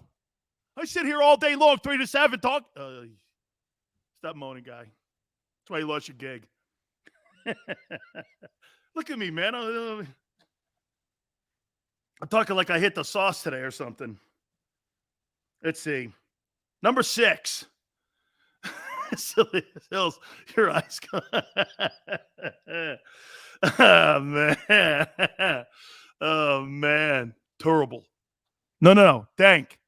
It's not terrible. It's terrible. Nice, Joy. Lawrence. Joy's on your mind. Okay, I'm starting to concern myself, man. I you know what, man? Hey, I don't know. Lawrence has got Joy on his mind, I don't know. No hand. Hey, whatever. If you ever meet Lawrence in public, don't shake his hand. I don't know. Don't shake his hand. I don't know. That Joy was really great. Okay, I know. She's really smoking. Really, duh. Lawrence, I can't let my wife. Wait a minute here. What the hell are you talking about? My wife says? My wife sees me screwing around on Twitter or like Facebook. She goes, if they met you in person, they would think you were an asshole. Don't kid yourself. Gee, honey, you don't think anybody would like me? No. No, I don't. No. You mean nobody likes me? Sorry. Nobody likes me? Nobody likes Big Sills? What do you mean nobody likes me? I sound like Baker Mayfield now. What do you mean nobody likes me? Really? Oh my God. You mean I'm in this world by myself? Baker Mayfield? He's such a gimp. All right. Cole Strange. OG Chattanooga, as my friend Jim Calhoun would say. This guy's a Division III dude. Not a very big program, but he's a very big dude. They like these OTs and they like these guards. Especially if we're talking about retooling that offensive line a little bit. Twitching? That's when someone starts talking shit on Big Sills. Hey, Eric goes, Sileo is an acquired taste. That's my mantra, Eric, because you know why? I love the word unique. I think in some realms it's code for asshole. That's what I think unique is. Okay? Sills is an acquired taste. Yeah, so is Louis XVI, right? All right? So is Black Label Blue. Huh? Right? Right? Someone would say, so is Seagram, Sileo. Hey, guys, please, thank you, Rico. Please hit the like button, guys. I appreciate it. Are you guys paying attention to me here? Because if not,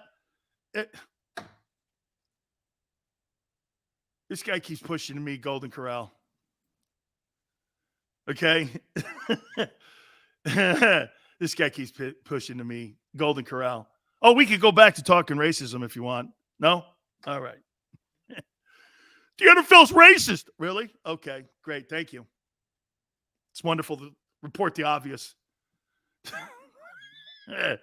Oh, my God. Are you listening? Sills, best O-lineman you ever faced and why?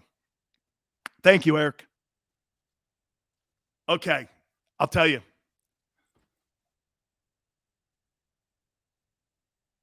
I don't have a pick. Wait a minute. This guy was pretty good here, too. See that guy, Kevin Glover? See Big Sills playing against Kevin Glover at Lions? He's pretty good, too. I did not say golden showers. So the guy I played against my rookie year, his name is Ray Donaldson. 6'5". I think he played at Georgia. And 325, another 500-pound bencher, could totally move. And he blocked for Dickerson. And I said, well, I don't give a shit, man. I'm just as strong and I'm faster than the guy. He ain't pushing me off the ball. Right? So this guy comes to the line of scrimmage and he does something I'd never seen because I never played nose guard before in my life. Nose guards are for slugs. Big Sills likes being on TV. Get up the field, make a play. How you doing? Okay, I like my name being called out. Look at Big Sills rocking it in the backfield. How you doing? Shake that shit, man. I don't like being, let's just block here, hold on to the guy, and, make one tackle a game. That wasn't my game. So they turned me into that guy in Tampa. I hated it. So I'm playing nose, so get this. Ready? So Ray Donaldson does this. He does a head fake on me. I fall flat on my face. He's up on the linebacker, kicking people's asses. I said, shit, what was that? So I backed, because I like to usually crowd you. So I back up off the ball. I said, well, shit, I'm going to need to read this guy. No way. This fucker head faked me the whole game. Now, I had my biggest hit in NFL history. I knocked Eric Dickerson out of the game. Now, it sounds sexier than it is. He did go for 197 in the game. But I did knock him out of the game. Helmet went everywhere, chin strap. Edie and I are friends, man. I love the guy. But he's shaking this shit, man, and he's doing all this. Well, I played him the next year, and I was ready for him. And, man, I had 8 tackles on him. I had a sack, and he's like, you got that head fake down? I said, Yeah, man, you've schooled me last year, man. I had never seen any shit like that. He was strong, physical, and I'll tell you something. If you stood up on him and you started cheating and peeking in the backfield, he'll break your back.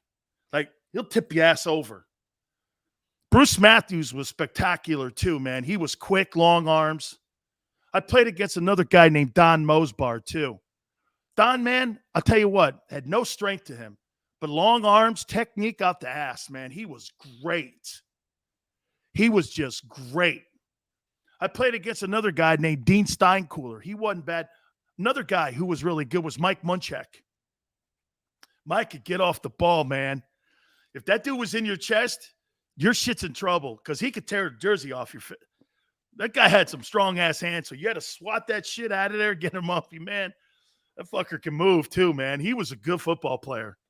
And get this, Munchak was on the same line with Bruce Matthews. And them two dudes rolling off the hill, man, that was a tough – Hey, man, if you're not low and you're not in that room and you're not in that phone booth, some of you probably don't even know what a phone booth is. You're not in that phone booth, they'll fuck you up, man. They will. I'm going to finish my list. I know you're not paying attention, but you should because I'm educating you here. All right. Guys, please do me a favor. Hit the like button. Look, on a day when we need some laughter, I know some of you probably thought we were going to do some racist show like everyone else did. That ain't happening here. We like to inspire and have fun here where all the masses come together. If you're looking for that shit, you can go cry somewhere else or go over to those fortune cookie places. Like I said, I'd rather trust a fortune cookie than CNN or Fox News. Okay? Hit the like button. Keep it right here on the National Football Show. Go for the midnight dares. Go for the memories. Go for the view that goes on forever. Go for the bubbles in your bathtub and in your drink. Go to bed whenever you want. Or don't. Go for him. Go for her. Go for the win. Go to Ocean Casino Resort. Book your trip at theoceanac.com. At Stateside Vodka, every new customer gets the world's best rocks glass. Free. What's that? A rocks glass? You're telling me that bottle is cut in half? You could say that. Holy shit. And you're telling me I can get one of these glasses for free? That's right. One free rocks glass per customer with each first-time purchase of Stateside Vodka. So good, it just disappears.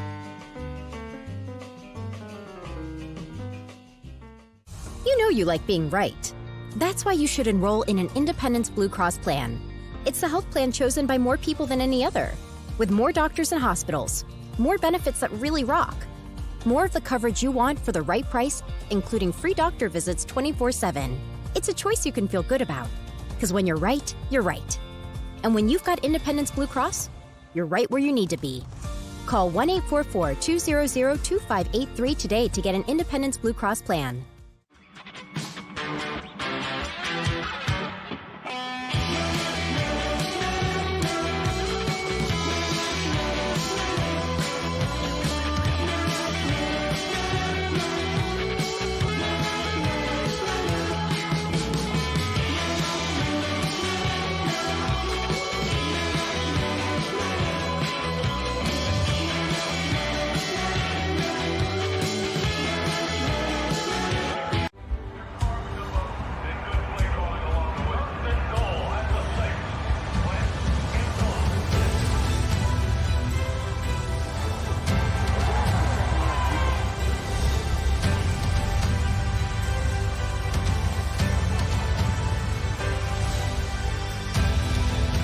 Field of life, First Trust Bank is there for you.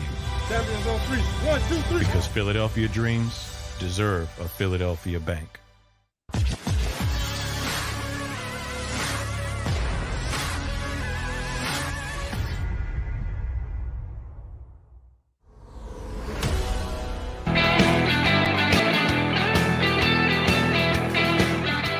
Dan Sileo, National Football Show.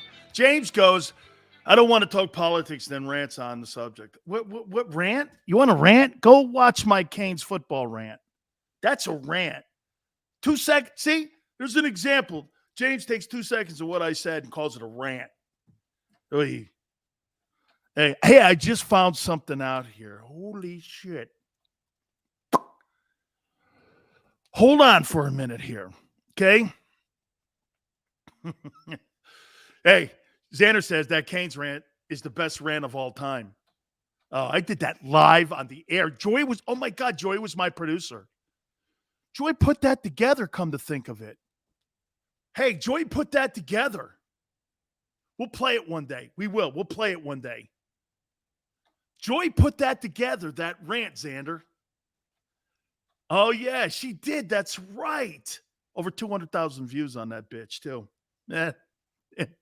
It's played in Miami all the time. It's played in Boston. Believe it or not, I don't know why they play it. They love it in Boston. Anyway, I got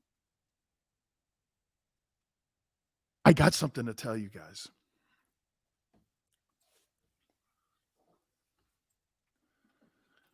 I've got a little birdie inside the Eagles organization now.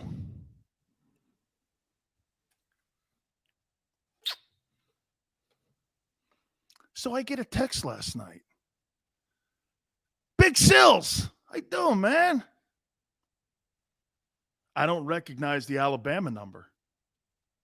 I go like this. I go, okay, who is this? Okay, I'm going to give you some hints. Birdman, check it out. I think you're going to like this. Don't tell anybody. Couple hints. I played football with you. So immediately I thought he was a Hurricane or a Maryland Terrapin or a Buck or Lion or Cowboy. I threw those out. He goes, no. I said, okay, did you play in Canada with me? No. Did you play in the Arena League with me? No. Narrowed it down to one. So did you play in the World League with me? Yep. I was like, intriguing. I go, okay, so we're playing all these guessing games. What are you doing right now? He goes like this. I'm coaching the Eagles on the coaching staff for Nick Sirianni. The plot thickens. So, of course, Big Sills has a computer. I'm not going to sit around and dick around here. I pull up the Eagles coaching staff. I'm thumbing through it. There's a couple names I recognize. I go, I didn't play with that guy.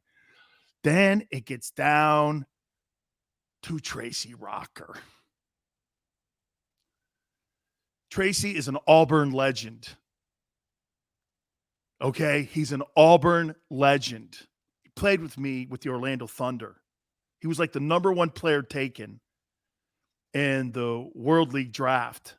I ended up beating him out. Tracy had a bad wheel. He got hurt in Washington. So he's like, yeah, I'm coaching. I'm the D-line coach for the Eagles. I said, holy shit. What's it like in that room? He goes like this. It's awesome. I said, so I text Sirianni. He goes, yeah, he's my D-line coach. I said, Tracy and I are boys. He goes, well, I'm going to have to keep that in mind now. The D-line coach in Pittsburgh is Carl Dunbar. He played with me also in the World League. And Alfredo Roberts is the tight end coach in Pittsburgh. And he played with me at the University of Miami. So I got the brand new offensive coordinator in Buffalo's Ken Dorsey. And Ken Dorsey is Miami Hurricane. We're boys. The head coach of the Colts. So when people go, Big Sills, who the fuck are your sources? Well, I guess it's just, it's just, yeah. Tracy Rocker won the Lombardi Trophy and Outland Trophy as a defensive lineman. I think he was taken in the second round by Washington, if I'm not mistaken. D-line coach, Tracy Rocker. Yeah, man. So I go like this. I go, what's going on? I go, hey, what's going on? Make sure you tell your boy too, man. I've been trying to get his ass on the show. So now Frank Reich and you break your stones. I'm trying to get his ass on. And he's like, yeah, man. I said, well, can you come on the program? He goes, when do you want me? I said, well, I'd like to get you on here anytime you want to get on. He goes, let me put some space on the season here and I'll come on. Yeah, Birdman, I'm going to get Tracy Rocker on, man. So I'd start texting him. Hey, what are you going to do with Fletcher? Come on, man. What are you guys going to do? How's that working for that dickhead Jonathan Gant? I didn't say that. I am kidding. I didn't say that. I wouldn't put him in that position. Yeah, man. Who does Tracy like in the draft? How you doing? Now you're getting it. Yeah, now you're getting it. Right. Paul, that's exactly right. I look down. I get a text out of nowhere. Hey, Sills, what's up? See an Alabama prefix, and I'm like, Alabama? Sorry, Xander. Not many friends. Hey, my recruiting trip, or not my recruiting trip, I was a young kid in high school, and Coach Bryant was recruiting me, okay? Coach Bryant's recruiting me to go to Alabama. And hey, Dan, Bear Bryant, Alabama. Coach, I know who you are. Well, I'd like to see if you'd like to come down here to Tuscaloosa, see if you'd like to take a trip down here. I'm like, I don't know, Coach. I don't want to play away from my family and such. And, he goes, well, we got a fine program. I go, Coach, I know about Alabama. It's all good. It's Southeastern Conference and everything. He's recruiting me. I by the way, I have the postcard. I showed Bruce Arians because Bruce coached with him. And I saved it. I got that. I've got that card that Coach Bryant sent me, and I'll tell you what he said to me. It's really awesome. And Coach Bryant's like, and I go, Coach, he called me back. My grandpa goes like this. I don't know how many Italians are there in Tuscaloosa. Well, we got Little Italy down here in Tuscaloosa. It's a restaurant. And I go like this to him. So you got an Italian restaurant named Little Italy in Tuscaloosa. He's like, yeah, hell, pasta's awesome. I go, what's the cook's name? He goes, Johnny Yee. I said, so you got a Chinese guy cooking your Italian? I was like this, Coach, I don't know. I went, I don't know, Coach. I go, have you ever had any Italians on your team? Johnny Musso. Johnny Musso was on our team. I was like, man, I don't know. Coach, I think hey, Matt Hatter, man. I was like, man, Johnny Yee is your cook at Little Italy. I was like, I don't know. I couldn't say no to the guy. Hey, man. Andrew, I couldn't say no to Coach Bryant. You kidding me, man? I was like, I don't know, man. I don't know. I don't know. So I chose to go to Maryland because Randy White. And he sent me a postcard. He goes, hey, Dan, congratulations on your decision, and I'll see you on Sundays. And I was like, damn. Grandfather looked over at me, goes, hey, I told you this guy here, man, Bear Bryant. He would leave. That was my sophomore year. I think he left my junior year. Coach Bryant's final year, I think, was 81. I think 80, 81, something like that. I was finishing up high school then. No, it may have been my sophomore year. Something like that. Yeah. He was like this, man. He's like, yeah, Bob Yee is or whatever the guy's name. He's the cook. I'm like, I don't know. I don't know. I don't know if that's working for me. Then guess what? I'd end up getting coached by Ray Perkins, the guy that would take over for Coach Bryant at Alabama. And he and I didn't see eye to eye, but all the way up until his death a year ago, we became friends, and I really loved Coach Bryant and Ray Perkins. Dabo Swinney knew all those guys too because he's a Bama guy. So those guys, man, we're all good, man. All good. All right, I got to finish this up. I got to take a time out of here. Please, guys, hit that like button. We'll get back to this here. Still super sleepers for the Eagles. Keep it right here on the National Football Show. Go for the midnight dares. Go for the memories. Go for the view that goes on forever. Go for the bubbles in your bathtub and in your drink. Go to bed whenever you want. Or don't. Go for him. Go for her. Go for the win.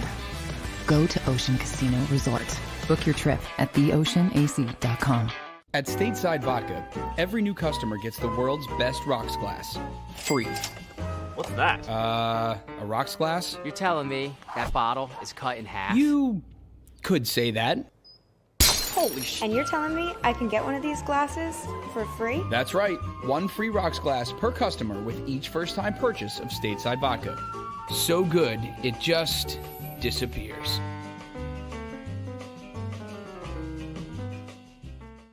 You know you like being right. That's why you should enroll in an Independence Blue Cross plan.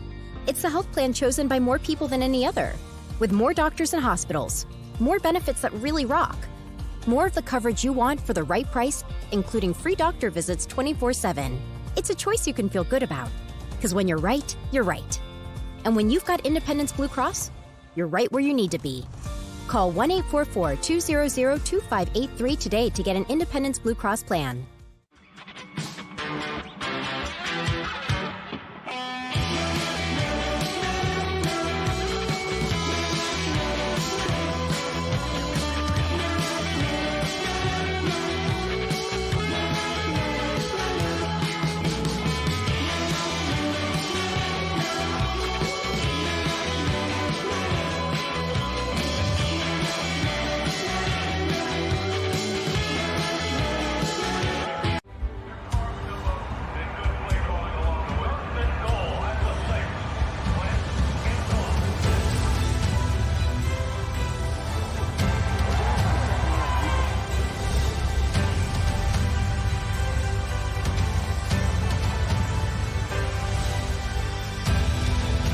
Field of life, First Trust Bank is there for you. Champions on three. 1, 2, 3. Because Philadelphia dreams deserve a Philadelphia bank.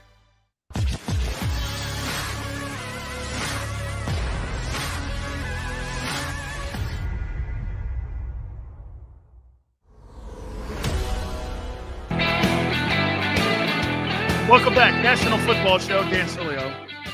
Mad Hatter, Randy White was my high school idol, along with Leroy Selman. I wore 54 in high school because of Randy White. Okay. And it's why I chose Maryland. Okay. Hey, please hit the like button like you guys are saying. Yeah, man, I went to Maryland because of him. He recruited me for Maryland.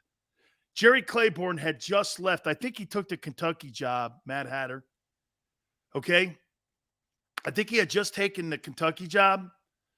And I think it was Kentucky. He left Maryland for Kentucky. And I know Jerry Claiborne coached on Coach Bryant's coaching staff too at Alabama. And I think he went to Kentucky. And that's when Bobby Ross got the job. They continued to recruit me. And so I went to Maryland because of Randy White. Then I realized, I was like, I hate this guy. Not Coach Ross, but there was a D-line coach. He and I, man, oh my God. Denny Murphy, man, he and I did not see eye to eye from day one. Holy shit. And by the way, I tweeted this out. I still to this day own the rookie or freshman bench press record at Maryland. I went in there and I did 415 as a freshman. So my name's on the wall in 2 places, or maybe 3. Some outhouse somewhere too, probably. But 3 places. Maryland, I have the rookie record, 415. And at University of Miami, I did 535 for the defensive tackles. Then that thing's like 35 years old, too, that record. 33 years old, some matter whatever it is. Yeah. Oh, I love Randy White, man. Then one of the reasons I went to the Cowboys because Randy was still there. Yeah. Oh, Wick, A guy by the name of Coach Costello, who trained Skeets Nehemiah, Ronaldo Nehemiah, was our strength and conditioning coach. He was spectacular. Xander, during the boring offseason, we want a story of Sil's journey to the NFL. Eric, how dare you say boring? There's nothing ever boring about this show. You think this show goes sideways? That's for other shitty shows. What are you going to talk about? I got nothing. Xander knows what I'm talking about. I got nothing. I always had something. Easy money. Golden Corral again. Hey. Hey, Shakur goes, how much can you press now, Sills? Probably 5 cheesesteaks. You know? Okay. 3 Coronas. Okay. I couldn't jump over a nickel right now. Eric's like, the fucking show sucks. Thank you, Eric. Thank you. Thank you. Thank you. Your love just exudes on how much the show sucks. Thank you so much. Yeah, I could probably jump over like 3 Gino Hoagies, something like that. I could probably jump over them fuckers, man. Bench pressing? I don't get paid anymore. 3 wives? Big Sills don't get married like that. No. I hang with the same chick, even if she hates my freaking guts. I don't do that. Like, hey, if I ever divorced my wife, I'd have to kill her. She the same with me because she knows too much dirt on me.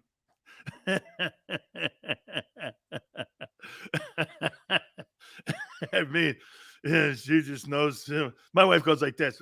Get this. Here's so you know. So somebody's delivering groceries to our house the other day. Guy comes in and my wife goes like this. She goes, yeah, I have to see your age because I got some beer delivered to the house. And my wife goes like this. Yeah, if I was 21, I'd never be married. I was like, well, she asked the age. And I was like, okay.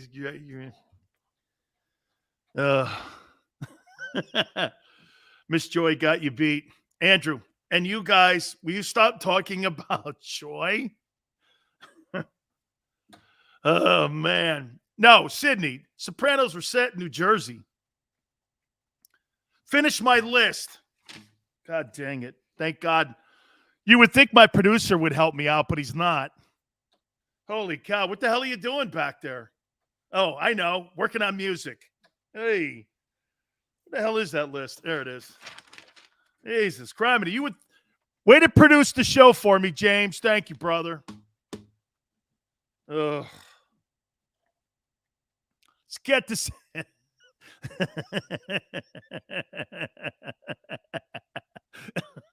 I'm sick of him, too. Yeah. Number 7. Neil Farrell, DT, LSU. 48 games, 6'4", 235. Another guy to look at in rounds 3 through 5. Dominique Robinson, edge rusher, Miami of Ohio, 6'4". 13 TFLs. This kid's a good-looking football player. Remember something. Jason Taylor came out of the MAC. Ben Roethlisberger came out of the MAC. Okay? Steve, Xander's a busy man. There's only one thing that he has on his mind right now. It's Big Sills. Okay? Smoke show. James, I think you're trying to get to it. Poor Joy. Poor Joy. Yeah, hey, it shows you how impressed he is with my show, right, Chris? Okay? He's playing Call of Duty while I'm doing my show. Xander put some long days in. I don't care. Hey, Cassius Farrell's really a nice, good-looking football player, isn't he, at LSU? I think he is, too. Great feet, too, man. Coach Ogeron, I was talking to him last night about him. He thinks he's a pretty good-looking football player. Here's somebody, too. And, again, here's a linebacker. He's from Montana State, and it's Troy Anderson. This kid's pretty good. 137 tackles. Take a look at this kid, Montana State. If they're not going to draft a kid in the top 2 or 3 rounds, Got to try to get some linebacker help in latter rounds, 4, 5, and 6. These are all guys that are going to roll in 4, 5, and 6. This kid, Mario Goodrich, is going to be a good-looking player. He played at Clemson. I loved him. Clemson's defense struggled a little bit. Okay? They struggled a tad this year. Early on, I thought they got better late. You know what's funny about Clemson? People go like this, well, Clemson had a down year. Yeah, 10-3 is the down year at Clemson. That shows you where that program is right now. Kirby Joseph, safety, Illinois. He made some plays, man. And he was coached by Lovie Smith at one time. He was recruited by Lovie. I know there's a new guy in there now. I think it's Bieniemy. Is that it? What's the guy's name? Bieniemy? The guy from Wisconsin's now the head coach at Illinois. And he's a pretty good football player. And he's a good-looking kid, too. So this Kirby Joseph guy could be somebody they look at 4, 5, and 6, somewhere in there. So Big Sill super sleepers, yeah. Yeah, hey, Devin Lloyd is a specimen. These are guys, you're talking about premium guys now, 1, 2, and 3. I'm talking about guys 3, 4, 5, and 6, somewhere in there. I don't know where they're going to be categorized because obviously you start to go after round 2. You start to do best player available. Okay? Big Chris says, Xander set the record for producing seniors. Seniors who? Seniors who? What the hell are you talking about?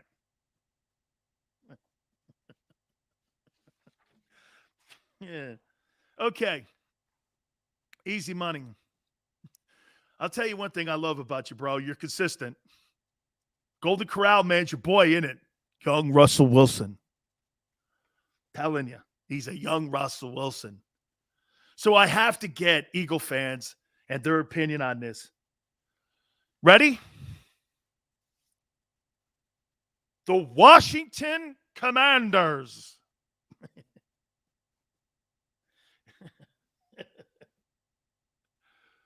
I'm going to do it again. Okay.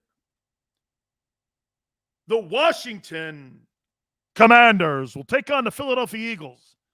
Live from FedEx. No heat. I'll try it one more time. Today, NFL on Fox.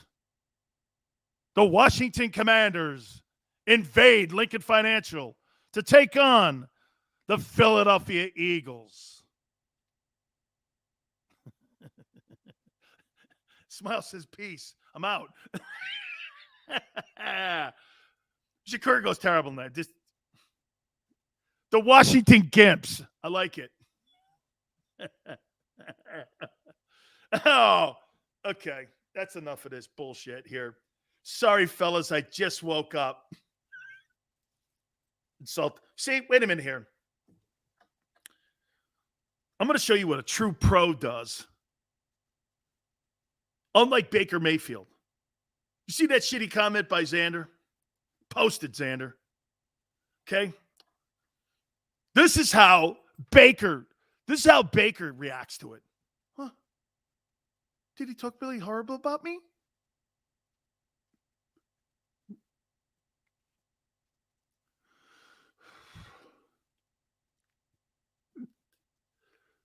I know more radio than you'll ever know. This is how a pro handles it. Xander who? Xander who?